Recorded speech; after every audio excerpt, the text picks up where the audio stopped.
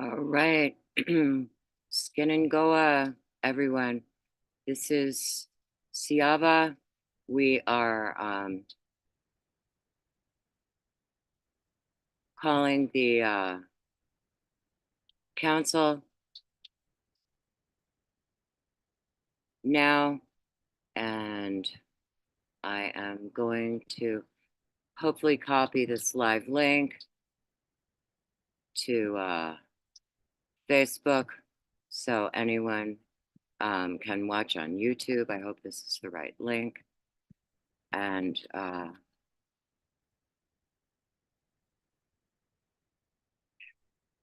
see, watch us live now. And let's see, tag some people.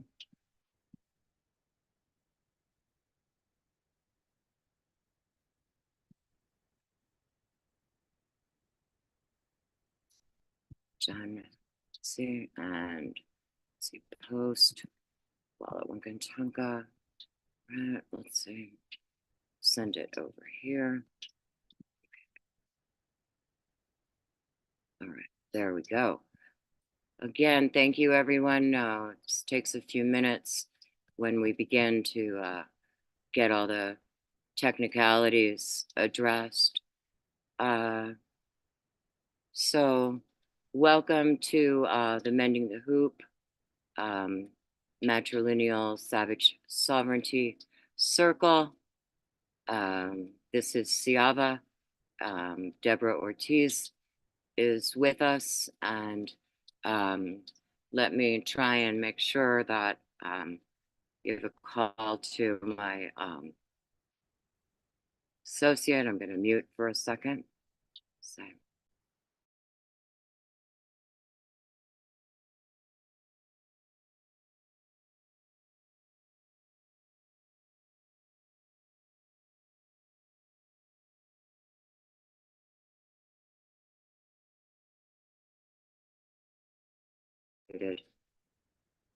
So thank you for bearing with us.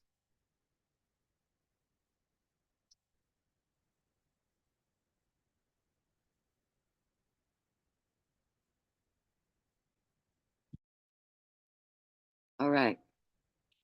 So we're going to begin with, and I'm hoping that, okay, so my name is Siava, also known as Lisa Wolf.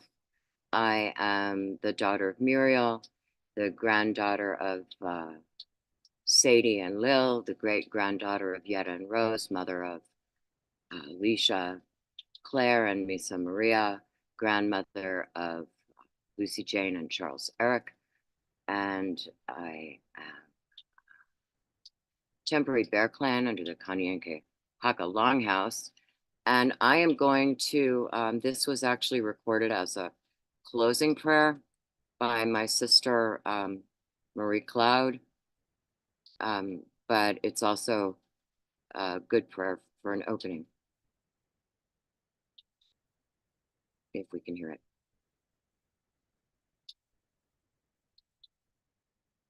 Oh, maybe not. Hold on. That's because the Bluetooth is on. All right. Well, that's not working. So I'm going to play something that is called Choose Heaven. And see if you can hear it. On this exodus to freedom, on this journey home to simplicity, we are not alone. All of creation singing in its bones, give us freedom. Take us home to the garden, take us home. You are my brother, take us home. You are my mother, take us home. You are my sister, take us home. You are my father, take us home. Everyone wants heaven, why must we seek heaven somewhere else? Heaven is here if we make the choice. Systems of power hold the earth in check, tell us no, we cannot have it yet. Money changers say we must buy and sell. Still heaven is calling in the midst of hell. Heaven way of life, heaven on earth. You are my sister, give you what you need. You are my father, let us plant the seed of heaven, heaven, heaven. Why wait until you die? Why invest in economic lies? Why look up into the skies? Choose heaven on earth. Love one another, feed the poor, visit the sick, bury the dead. Go within and open the doors to heaven. Heaven, choose heaven. All around us we can see, given everything we need. Earth, water, precious seeds. Choose heaven. All that stands in the way, greed, fear, and false beliefs. Some will say this is how it is, but heaven's knocking. Will we let heaven begin? You can bring heaven with every choice. Choose heaven. Competition breeds war and lack, and every day the beast he laughs, knowing full well humanity's fooled, given up heaven to be hell's tools. Choose heaven, choose it right now. How'd you be living on this sacred ground? Choose heaven. Yahweh our Father gives all for free, life and liberty to humanity, in equal measure given to all. Still world powers perpetuate the fall. Everything we see, everything we touch, given freely by Father, Mother, God. Why this starvation? Why this lack? We've got to return to the divine plan. These games are insane inequity. Simplify, time to see. We are one human family, beyond the games of buy and sell that keep us tied to deeper hells. Rise up, body of Christ. Rise up, body of Christ. Rise up, body of Christ. Together throw off shackles of pain. Leave behind the devil's games. Spend your life in love and peace, praising Creator, sharing what we see. Stop pretending you don't know where the story's supposed to go. In your heart, body of Christ, you know, isn't just a Sunday school. Golden rule, turn your day upon its head and live for God our daily bread. Why work and slave for Satan's schemes? Awaken from these hellish dreams. Who says we must accept false realities? Only those behind the schemes. Heaven says God has set us free. Share all on earth, set the captives free. Choose heaven. Hiding in your houses, hiding in your cars, hiding in your jobs, hiding in your 9 to 5, hiding in your wealth, hiding in the choices that tie us to hell. We're killing the earth in our madness. We're killing the earth in our greed. People of the New Jerusalem, it's up to you and me. Say no to the mark. Say no to the beast. What you do to the least, you do to me. The day is upon us. The day is here. Can't buy or sell without the chip you see. If you don't choose Creator's divine plan, you're only a pawn in the devil's game. Satan will promise you you can be the Lord of some piece of humanity. Are you going to take the mark of the beast? What can you do to set us all free? Don't believe in no mortgage games. Don't believe in no personal gain. Love one another. Share it all for free. We are one sacred community. We can have the garden now, today. If we all stop the play, take off your business suit. Stop chasing your private loot. Grow a garden. Resist the call. Babylon then will fall. There's enough for everyone. Debt usury leads to slavery and hell. Creator designed a paradise, Garden of Eden, hidden, not lost. This earth and her riches, mother of us all, Garden of Eden can feed us all. Are you a man or are you a mouse, tossing dice for the teacher's shroud? The Bible ain't just a book. Way of life hasn't been lost. Rules of merchants and authorities tell us this is how things must be. Why believe the devil's lies? Body of Christ, open your eyes. Sharing is caring, sharing is caring. Heaven can't wait. Come home to paradise. Change your ways, give to one another, choose heaven's ways. You can't pretend you don't understand. Doesn't take an MBA to figure out God's plan.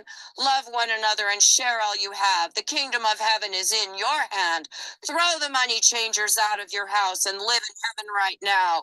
Return your allegiance to God and fellow man, and we can have the paradise back God planned. Shuffling numbers and economic theories from the pulpits of universities. It all leads to hypocrisy. God's design is simplicity. Love Creator with full heart, mind, and strength. Love your neighbor as yourself. Love is an action, not a concept. Throw off illusion and do the best. People from heaven are here on earth, calling out to share the wealth. People, are you going to pass the test and give this earth some peace and rest? Choose heaven, it's a radical thought. Feed one another as you ought. Love and harmony enough for everyone. Heaven's live and free. Choose heaven right now. Om Shanti, peace. Honey Wash Day, that's a piece that um, I wrote, oh, I think it was about 1999. And I want to welcome to the council uh, grandmother Tracy Bone and grandmother Deborah Ortiz. I hope that we will be joined shortly. The sage, which is harvested here in New Segovia, is burning, and as is traditional in this buffalo pipe that was carved by the late grandmother Carrie Dan of the Western Shoshone Defense Project's grandson. It's a buffalo, and I am offering tobacco as well. So I'd like to welcome everyone again. And very briefly, I feel called before I pass the feather and invite my sisters. I just want to, and Tracy and Deborah, if you want to join me, I don't know how the sound will be, but I'm just going to do a short, strong women's song. All right, as I know it. And as we enter this time of stirring of the ashes on this first day of the new moon of the new year, I send peace, forgiveness, love to all those who may have issues with me. And so a special thank you as I sing this song, Strong Women Warrior song, to Marge Grow Eppard, who was the first to teach it to me. Way, way, oh, way, way, oh, way, oh, way, oh, way, way, way, way, way, way, way, way,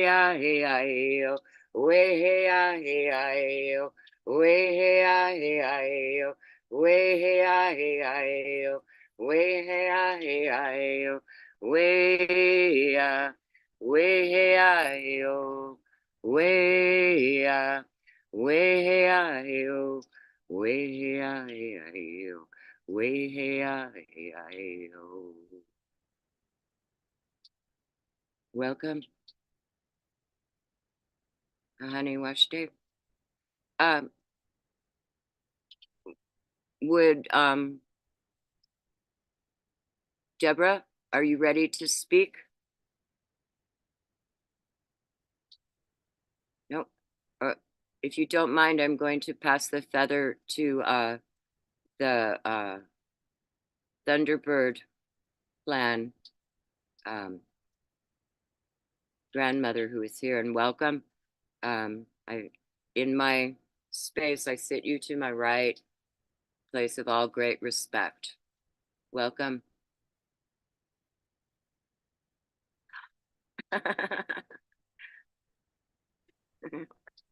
Chimigwech to you, sister. And to you. I have with me my mother. Hi. Hello. Hi. Oh, such an honor. A Oh, surprise. wow. To the ground. I'm doing a headstand in my spirit to show love and respect to you. I plant my head in the soil, stick my feet in the air. Miigwech to you, sister. Wow. I wanted to say, with my words, but also with my energy, Chimigwech for the invite and for your efforts, to beginning this council here to bring the women together. Hi. So, well, please continue. I felt led to bring my mother here to the circle. And she will be attending tomorrow in another Zoom that we are, we have frequented ourselves. Hi. I bring my mother here with me because I understand that there are questions. I guess in part, this is why I bring my mother. First and foremost, I love her and I respect her. And I want to acknowledge her. And I want to acknowledge her efforts as well, through attending what I held here last February, which was a Birthing One Fire event here in our area. And as mentioned, I am of the Thunderbird clan. And so my mother there at that event had come. She had cooked for everyone there, and she had shared her heart, and many people had connected with her and had heard her words. And I understand that there, of course, in these times, there are questions as to who people are and their identity. And I guess this is why I also have her sitting beside me, is because to acknowledge her, for being my mother and being the one who carried me within her womb. And so this is where I would like to acknowledge, the grandmother, the mother, and the daughters. So with that said, I want to again say Chimigwech for having me here, and again to you, Lisa, for beginning, the dialogue here between others and our children and our mothers. Chimigwech. Welcome. And I see we have grandmother, daughter, and great granddaughter. 5 of us for the 5 original tribes. So we're all standing here in place for the 5 original, and you guys are the Thunderbirds. And if I could, I would like the story. Yes. I was just going to say, if I could, I would like to, acknowledge also further, my calling. I received a calling when I was about 17 to 19 years old, in and around that age. But being so young, I had not understood, and, I still don't understand the language. And I guess part of why I hadn't used it is because I would feel shy, because I would ask people and they would not be as helpful to helping me understand what it meant. And so it made me feel kind of shunned, and made me go back into myself and, fear asking, because of the, for some reason, not being given the understanding. And so I'd like to acknowledge the calling that I use now, in addition to what I have been. And so my first calling is Okimasu Kijiku. Okimasu Kijiku. I'm learning how to speak it. And I say this as I'm learning how to speak. It means leader woman from the sacred space between the spirit world and the physical world. And I had not used it until now. And it is the first new moon leading up to her that has brought me this insight and the guidance to now be able to stand in that very first calling from such a young age. My second calling comes from, it's a Lakota name, because that's where I learned any of my traditional teachings. I had never learned from the Anishinaabe. I'd never learned from the Cree in me. I'd never, and I always wondered why, that I had these other names that weren't of what I understood myself to be.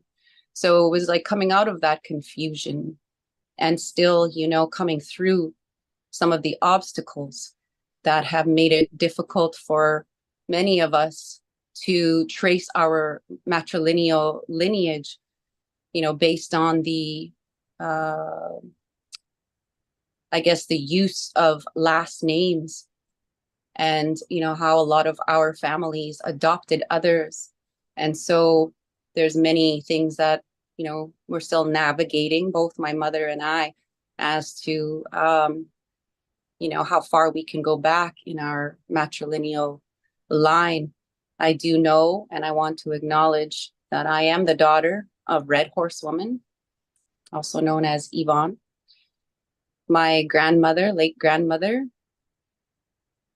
her name was Eunice. Her mother was Idell Thomas.